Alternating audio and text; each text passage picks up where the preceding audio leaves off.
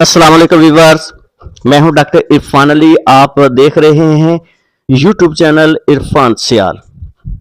आज मैं आपको आंतों में बल पड़ जाने के मतलब बताऊंगा, लेकिन तफसील में जाने से पहले आपसे एक रिक्वेस्ट है कि अगर आप मेरे चैनल पर नए हैं तो प्लीज़ इस चैनल को ज़रूर सब्सक्राइब कर दें, लाइक करें और शेयर भी कर दिया करें। चलते हैं मौजू की तरफ कि आंतों में बल कैसे पड़ जाता है।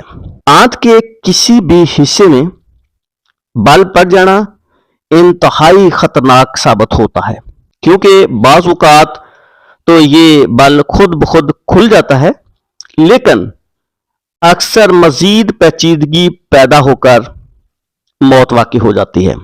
बड़ी आंत, छोटी आंत दोनों में गिरा लग सकती है।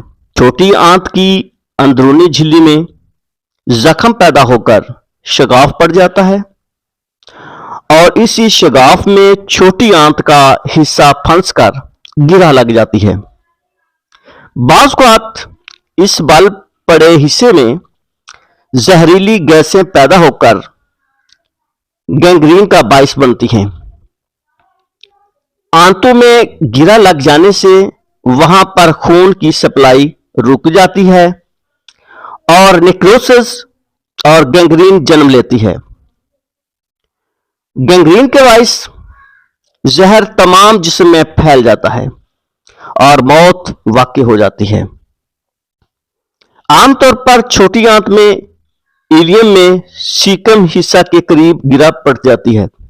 अलामात और निशानी की अगर बात करें, पेट में शदीद नोयत का दर्द घंटों तक बरकरार रहे, नब्ज बढ़ी हुई, सांस तेज, आंखें सुर्ख और जिस्मानी दर्जा हरारत बढ़ा हुआ।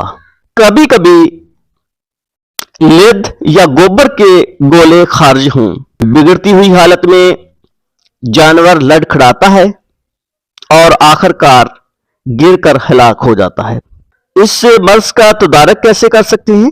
साफ सुथरी खुराक और वक्त पर पानी दिया जाए, क्योंकि अगर खुश्क खुराक है, खास तौर पे कंसंट्रेट है यानी वंडा जात है, तो 1 किलो खुश्क चारा को यानी कि खुश्क वंडा को हजम करने के लिए एक जानवर को तकरीबन 5 से 7 लीटर पानी दरकार होता है। यानी अगर सर्दी का मौसम है तो कमोबेश 5 लीटर और गर्मी का मौसम है तो तकरीबन 7 लीटर पानी दरकार होता है 1 किलो वंडा को हजम करने के लिए। क्योंकि गर्मी के मौसम में यानी मौसमी शिद्दत की वजह से कुछ पानी जो है वो ज़ाया भी होता है और प्यास ज़्यादा लगती है, कुछ पसीने के जरिए अखराज होता है, तो इसलिए कंसंट्रेट यानी वंडा जात को हजम करने के लिए ये इसका क्राइटेरिया है, इतना पानी इसके लिए दरकार होता है, यानी कि 5 से 7 लीटर। तो अगर पानी आप जानवरों को कम पिलाएंगे तो इस वजह से भी ये मसला पेश आ जाता है, हजम शुदा खुराक वो पास आउट नहीं होती।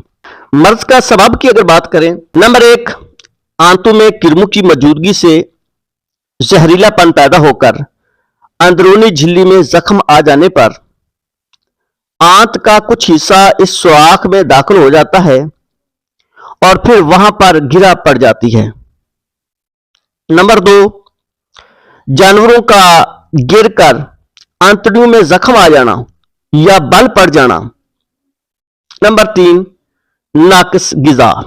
ये थे मर्ज के असबाब यानी कि इसकी जो वजह होती है। तो आज हम इख्तिताम करते हैं इस मौजू का यहां पे।